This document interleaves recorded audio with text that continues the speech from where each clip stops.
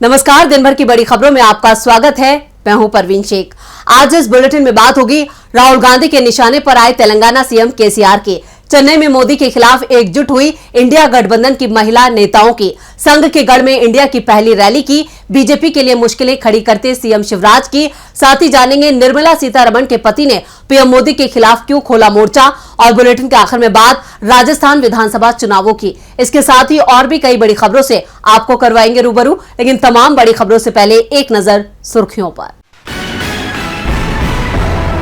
कांग्रेस सांसद राहुल गांधी अचानक दिल्ली के बंगाली मार्केट में मिठाई की दुकान पर पहुंचे। राहुल को देखते ही उनके साथ सेल्फी खींचने की मची होड़। राहुल ने वहां मौजूद लोगों से की मुलाकात।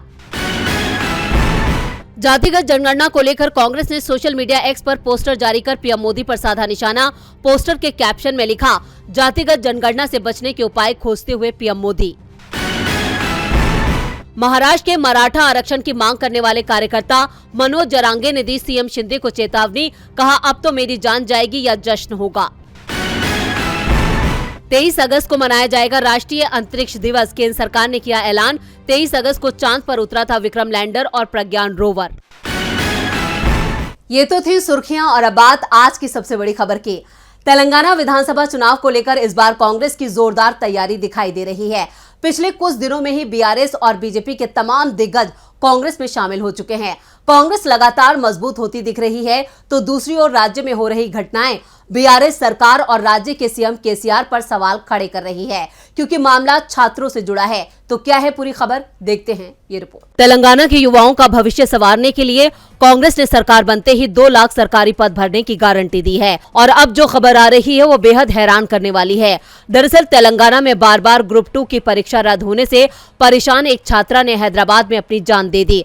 चुनाव के ऐलान के बाद हुई इस घटना से बीआरएस सरकार पूरी तरह से बैकफुट पर दिखाई दे रही है। लोग सवाल कर रहे हैं, लेकिन राज्य के सीएम केसीआर पर इन सवालों का कोई जवाब नहीं है। छात्रा की जान जाने के मामले ने अब राजनीतिक रंग ले लिया है। राज्य में विपक्षी दलों के नेताओं ने मौके पर पहुंचकर बीआरएस सरकार को घेर लिया।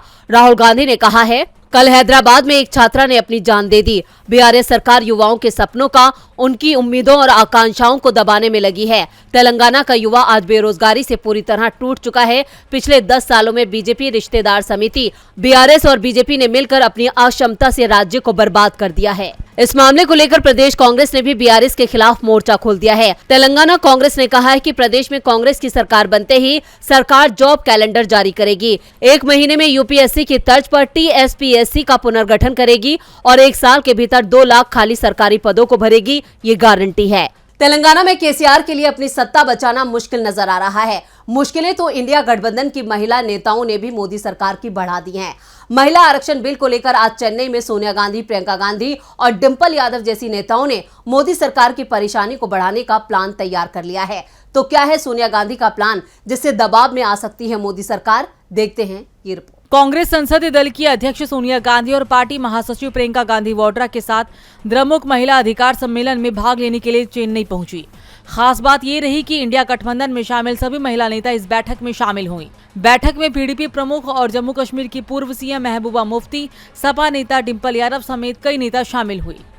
चेन्नई पहुंचने पर सबसे पहले सोनिया गांधी ने तमिलनाडु प्रदेश कांग्रेस कमेटी के पदाधिकारियों और कार्यकर्ताओं से मुलाकात की। खबर है कि बैठक में संसद और राज्य विधानसभाओं में महिलाओं के 33% आरक्षण को तत्काल लागू करने के लिए केंद्र सरकार पर दबाव डाला जाएगा।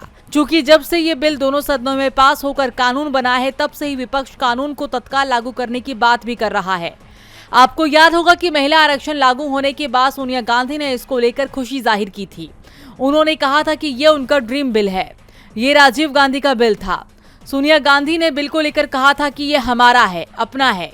तो वहीं प्रियंका गांधी ने एमपी के धार में जनसभा को संबोधित करते हुए कहा था कि महिला आरक्षण बिल आया, हमने भी समर्थन किया, फिर पता चला कि ये 10 वर्षों तक लागू नहीं होगा। तो फिर इस घोषणा का क्या मतलब? क्या मोदी सरकार महिलाओं को मजाक समझ रही है कि वो कुछ भी देखकर उन्हें वोट दे देंगी? ओबीसी के मुद्दे पर अब महिलाओं को भी एकजुट करने की तैयारी है, जो बीजेपी के लिए आने वाले चुनावों में खतरे की घंटी है। खतरे की घंटी तो इंडिया गठबंधन ने भी बजा दी है। 2024 लोकसभा चुनाव से पहले ही विपक्षी दलों के गठबंधन इंडिया ने मोदी के खिलाफ मोर्चा खोल दिया है। इंडिया की बढ़ती ताकत से बीजेपी पहले ही काफी डरी हुई है। वहीं इंडिया ने एक ऐसा ऐलान कर दिया है जिससे भगवा पार्टी में हड़कंप मच गया है। अब बीजेपी और आरएसएस के गढ़ में ही इंडिया गठबंधन के सभी दिग्गज एक मंच पर नजर आने वाले हैं। क्या है पूरी खबर, देखते हैं ये रिपोर्ट। 2024 का लोकसभा चुनाव काफी दिलचस्प होने वाला है। बीजेपी के नेतृत्व वाले एनडीए का मुकाबला मजबूत इंडिया गठबंधन से होगा। अब जो खबर आ रही है उसके मुताबिक इंडिया गठबंधन की पहली रैली नागपुर में हो सकती है। पहले ये रैली भोपाल में करने का फैसला हुआ था, लेकिन पीसीसी चीफ कमलनाथ नहीं चाहते थे कि विधानसभा चुनाव की तैयारी छोड़कर वो साझा रैली के इंतजाम में जुट जाए, क्योंकि एमपी में कांग्रेस के अलावा इंडिया गठबंधन के किसी भी घटक दल का कोई प्रभाव नहीं है। लेकिन अब इंडिया गठबंधन की रैली और अगली बैठक नागपुर में होगी। नागपुर में इंडिया गठबंधन की पहली रैली के लिए तारीख अभी तय नहीं है। एनसीपी अध्यक्ष शरद पवार तो चाहते थे कि यह रैली इसी महीने के आखिर में हो। कांग्रेस पार्टी भी इसके लिए तैयार हो गई, लेकिन कहा जा रहा है कि बंगाल की मुख्यमंत्री ममता बनर्जी इसके लिए राजी नहीं हुई। उन्होंने कहा कि बंगाल में तब पूजा और त्योहार का समय होगा, इसलिए तारीख आगे बढ़ा दी जाए। सूत्रों के मुताबिक कांग्रेस पार्टी ने नवंबर के पहले हफ्ते में रैली करने का प्रस्ताव रखा है। शरद पवार और शिवसेना यूबीटी चीफ उद्धव ठाकरे भी इसके लिए तैयार हो गए हैं। बिहार के मुख्यमंत्री नीतीश कुमार और समाजवादी पार्टी के अध्यक्ष अखिलेश यादव से भी इस बारे में बातचीत कर ली गई है। समझा जा रहा है कि लेफ्ट पार्टियों को भी इसके बारे में जानकारी दे दी गई है। नागपुर में इंडिया गठबंधन की पहली रैली और बैठक को लेकर कांग्रेस के नेताओं की एक राय नहीं है। पार्टी के राष्ट्रीय महासचिव की माने तो उस समय एमपी, राजस्थान, छत्तीसगढ़ और तेलंगाना में विधानसभा चुनाव के लिए चुनाव प्रचार चल रहा होगा। ऐसे में पार्टी के सीनियर नेताओं के लिए 2 दिन निकालना बड़ा मुश्किल हो सकता है। ऐसे में ये तय माना जा रहा है कि रैली और बैठक अब 3 दिसंबर के बाद कभी भी हो सकती है, जिससे बीजेपी में हड़कंप मच गया है।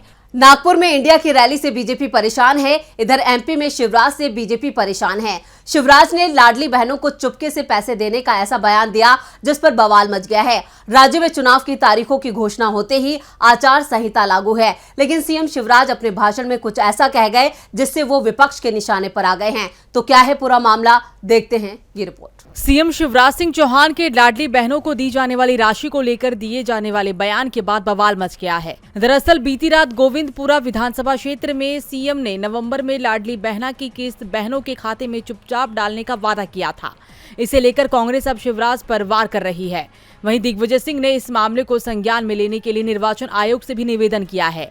उन्होंने सोशल मीडिया अकाउंट एक्स पर पीसीसी चीफ कमलनाथ के मीडिया सलाहकार पीयूष बबेले के ट्वीट को रीट्वीट कर लिखा, मामा शिवराज सिंह चौहान की चुपके से पैसे डालने की आदत बन गई है। पहले भ्रष्ट विधायकों की जेब में डालकर मुख्यमंत्री बने, अब खुलेआम कह रहे हैं क्या ईसीआई इसे संज्ञान में लेगी। इन्होंने दुबई में क्या क्या किया है उसकी भी जानकारी है। पीसीसी चीफ कमलनाथ के मीडिया सलाहकार पीयूष बबेले ने एक्स पर पोस्ट करते हुए लिखा था कि शिवराज जी खुलेआम आचार संहिता की धज्जियां उड़ा रही हैं। कह रहे हैं कि आचार संहिता लगने के बाद चुपके से पैसे डालूंगा।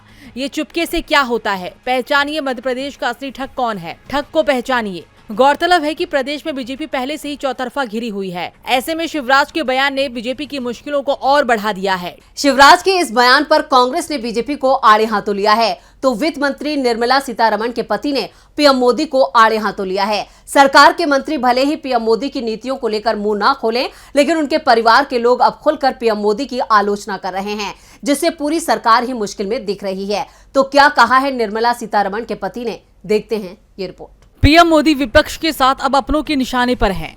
पीएम मोदी की नीतियों पर सवाल अब घर में उठ रहे हैं। वित्त मंत्री के घर वाले अब बीजेपी और पीएम मोदी के खिलाफ खुलकर बोल रहे हैं। निर्मला सीतारमण के पति और अर्थशास्त्री व सामाजिक टिप्पणीकार परकला प्रभाकर ने देश की दुर्दशा को लेकर बीजेपी और मोदी सरकार पर जमकर निशाना साधा है। उन्होंने कहा कि केंद्र में केवल नरेंद्र मोदी और अमित शाह के अलावा कुछ नहीं है। मोदी सरकार तानाशाह है और अगर वो 2024 में फिर जीतकर सत्ता में आती है तो देश की अर्थव्यवस्था पर गहरा आघात होगा। मोदी सरकार काम की जगह ब्रांडिंग पर चल रही है। वे 80% पैसा ब्रांडिंग पर खर्च कर रहे हैं। एक योजना को दिखाने के लिए मोदी सरकार देश भर में बैनर और होर्डिंग्स लगा देती है, जिसमें केवल मोदी ही मोदी होते हैं।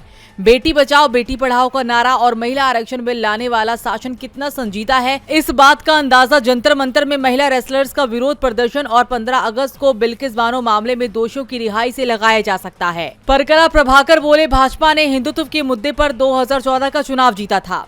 विकास के जो वादे किए थे वे 2018 तक आते आते खत्म कर दिए। भाजपा राजनीति नहीं बल्कि व्यापार करती है। इसका अनुसरण अब देश की सभी पार्टियां भी करने लगे हैं। धर्मनिरपेक्षता पर राग अलापने वाली भाजपा अब हिंदुत्व को बढ़ावा दे रही है। अल्पसंख्यकों के लिए खतरा है भाजपा। प्रभाकर ने कहा कि मोदी सरकार देश के अल्पसंख्यकों के लिए खतरा है। सत्ता में आते ही मीडिया को बोलने की आजादी नहीं दी।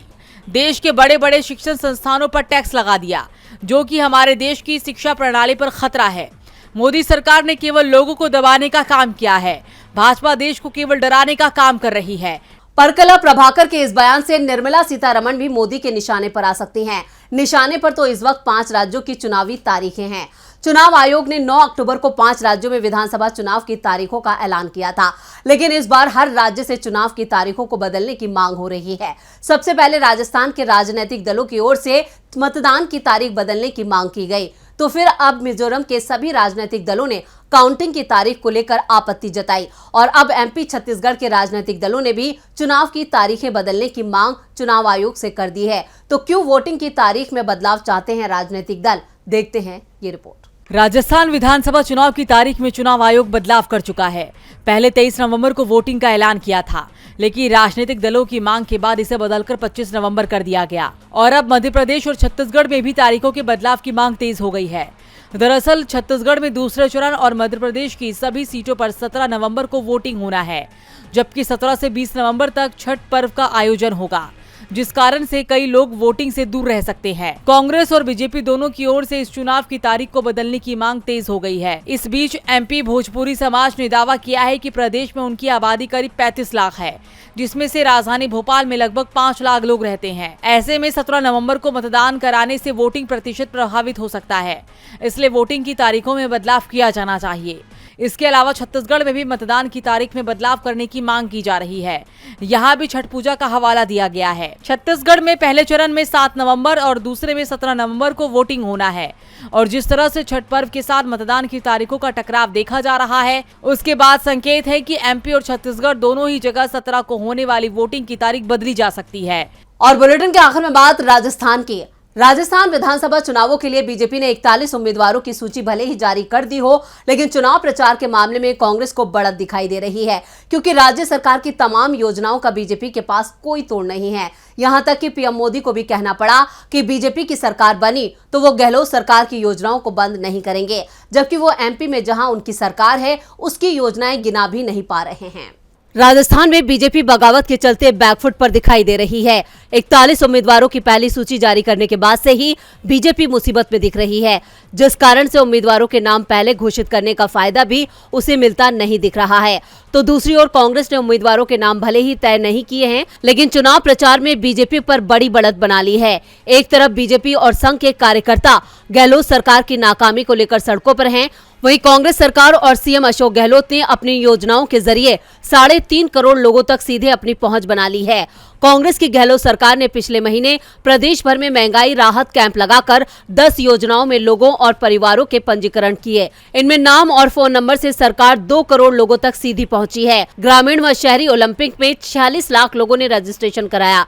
इसके अलावा सरकार ने विजन डॉक्यूमेंट 2030 बनाने के लिए 1.5 महीने अभियान चलाकर सुझाव मांगे। विभागों और सीधे वेबसाइट के जरिए सुझाव देने वालों की संख्या 3.33 करोड़ है।